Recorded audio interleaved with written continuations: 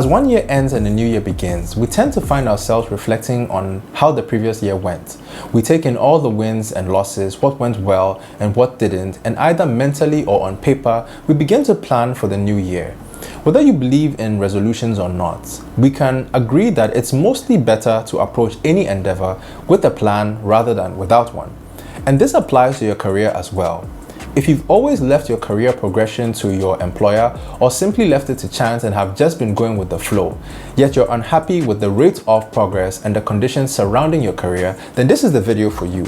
In this video, I'm going to speak about how to plan your career to give you the best options for progression, switching, or satisfaction this year. Stick around.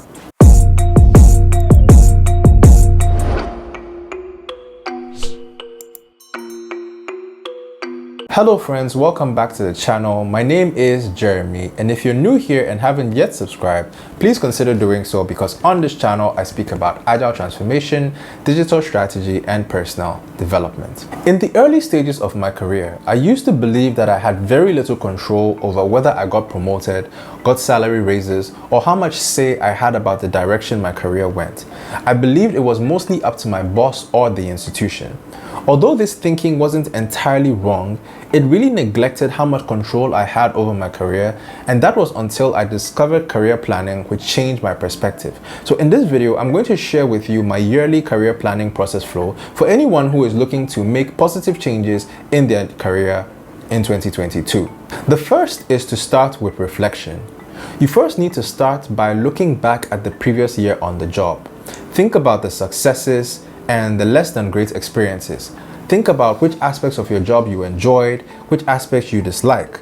Try to write them down so you can visualize them. Most often, we tend to focus on the negative aspects and neglect all the positive. This is a natural human tendency. I'm sure you notice that even when you pass a test and get the results back, regardless of whether you scored a 90%, you still want to go straight to the 10% that you got wrong. It's important to focus on all the things that went well, even those that might seem insignificant, because being able to see all you accomplished, no matter how small, can serve as a motivator of what you're capable of going forward. Then you can take an objective look at what didn't go so well and do some introspection about what your contribution to the shortfalls were, or whether there were more institutional related issues. An honest reflection is necessary to put in perspective where you came from in the previous year, where you currently stand, so you can plan where you want to go with your career. The next is to think big picture and drill into the details.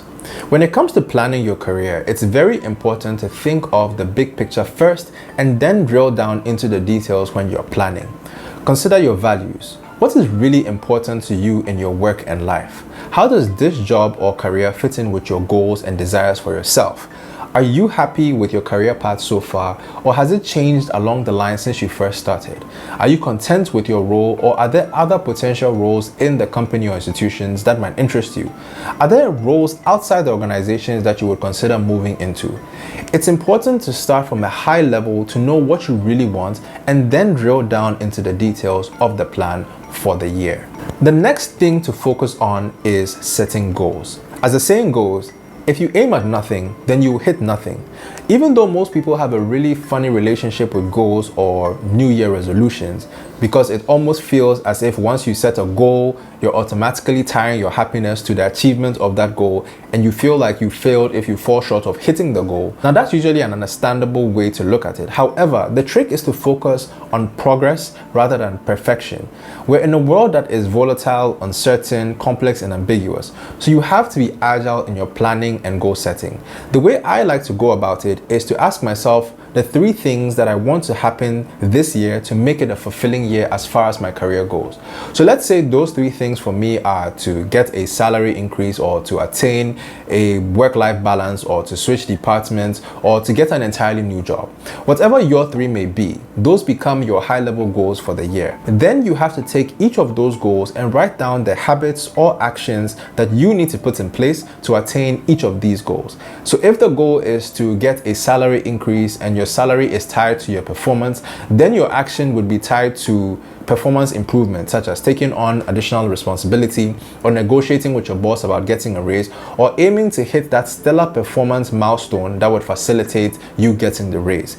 It's important to first set a goal and then think through the actions that give you the best chance of hitting those goals. Another step to take in career planning is to identify transferable skills.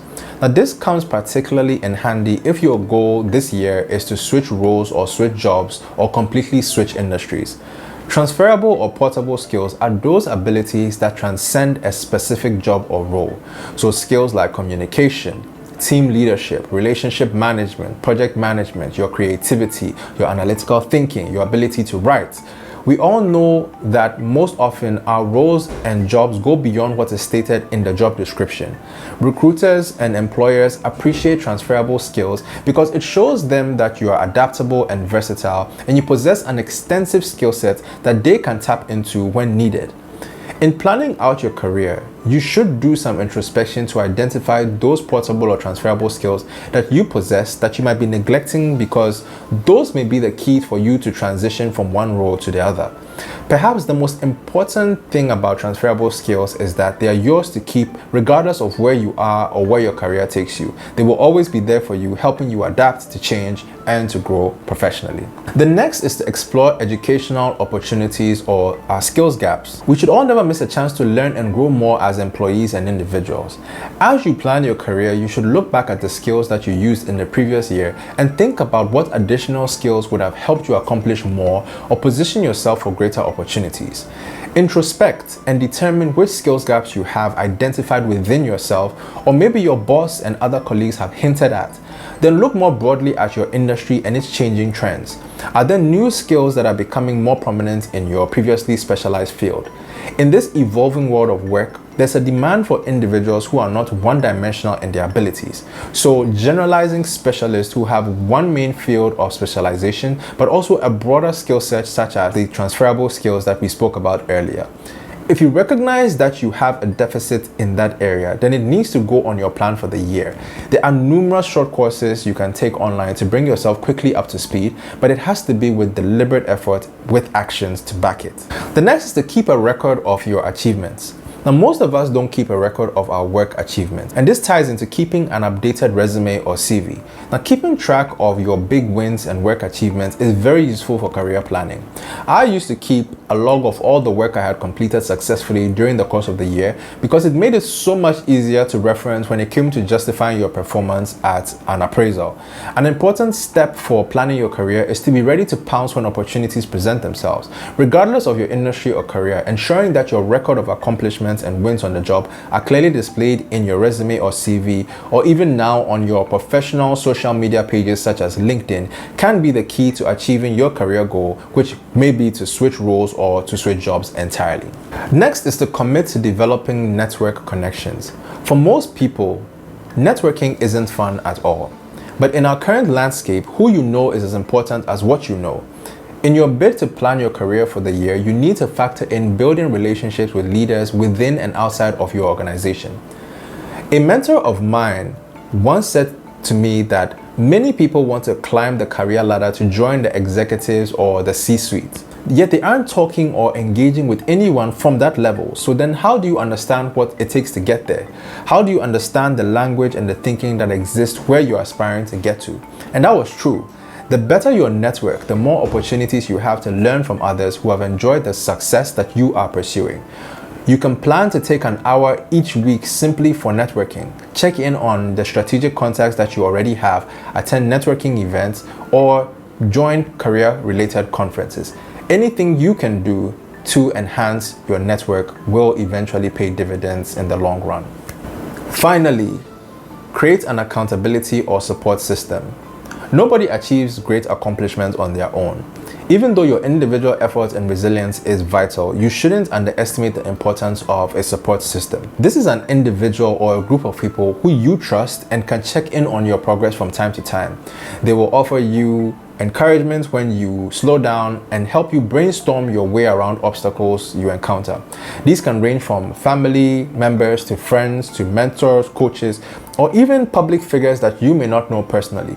Look for your own source of inspiration and motivation.